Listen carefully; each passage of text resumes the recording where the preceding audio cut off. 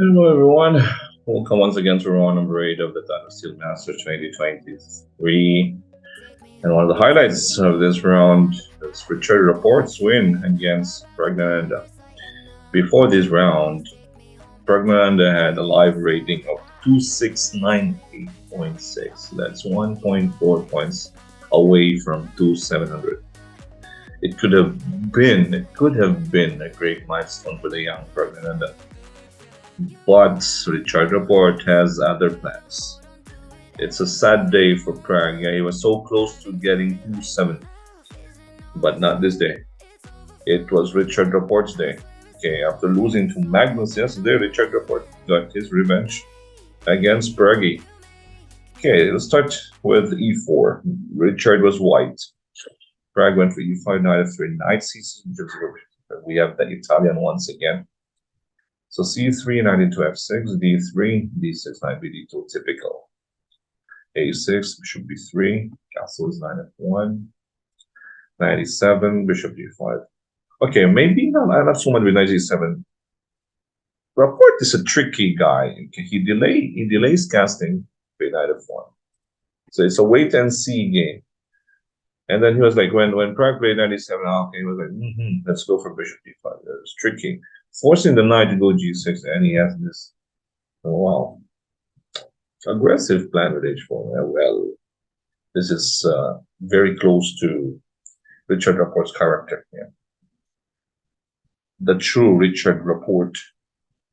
Okay, maybe. Okay, rook e8 should have been played here for black. Not allowing white to have this clear-cut plan of playing h4. Yeah, this targeting the knight of g6. Now, if white continues with knight g3, just go h6 normal.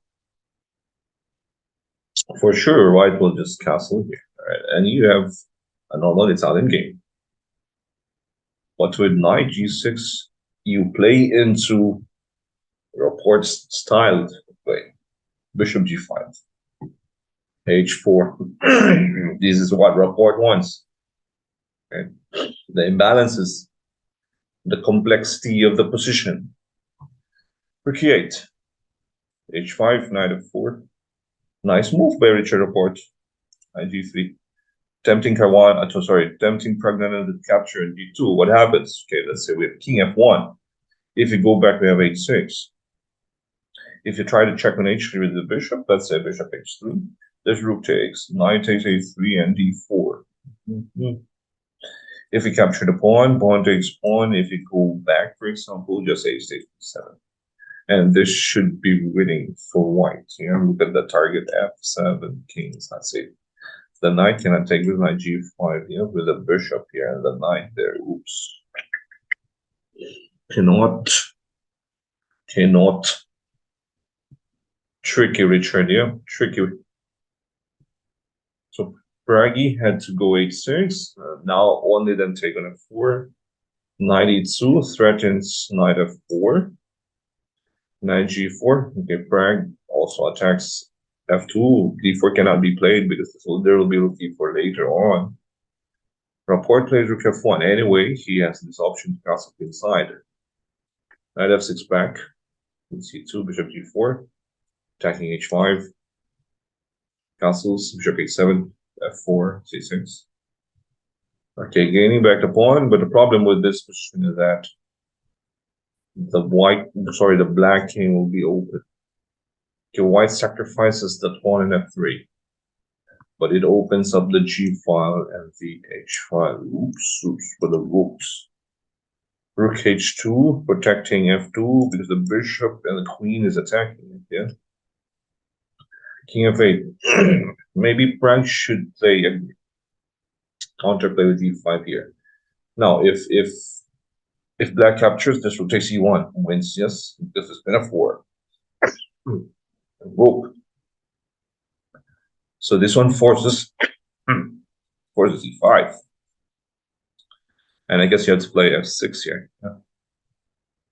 Or maybe black was worried about g1. If you take on e5, maybe the sacrifice works. Let's see. Takes. Queen takes. King f7, queen h7, and king f8. H5. F5. Not sure. Maybe it will work, maybe not. But this king f8 is so slow. Rook h2, king f8, it allows white to launch central pawns forward. E, F, and D, Look at F and the D pawn. Bishop is dead. King d7, e5, game over. Queen e7, rook g2, pressure on d7, you have to play d6, but f5 opens up. Rook g7, pressure to the king. Rook f8, e6, what a move. Of course, you cannot take the pawn. Rook takes e7. King moves, bishop h5. White could also go for queen takes h6 here. But bishop f5 is straightforward, f7. Queen f6, rook takes. E takes. One step away from promotion. Rook e8 is coming. Rook f8, queen e3. Force. If Pragg, let's say, tries to open up the position, then queen e8. If you go queen g7, queen e7, then what to do here?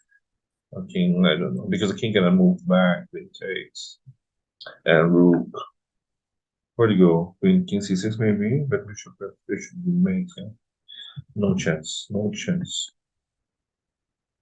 Okay, Pragg had to takes, queen e7, and king b6. Here, Pragg actually lost on time. He flagged before playing the 40th move, but again, he has no chance also in this position. What to do? Bishop b8. Maybe bishop b8, but rook h7. Why don't they simply take this one? So maybe d5 and bishop f4 here. King z2, c takes d5. Don't careful. Okay, it will stay for a little while, but the rook is more superior than the bishop.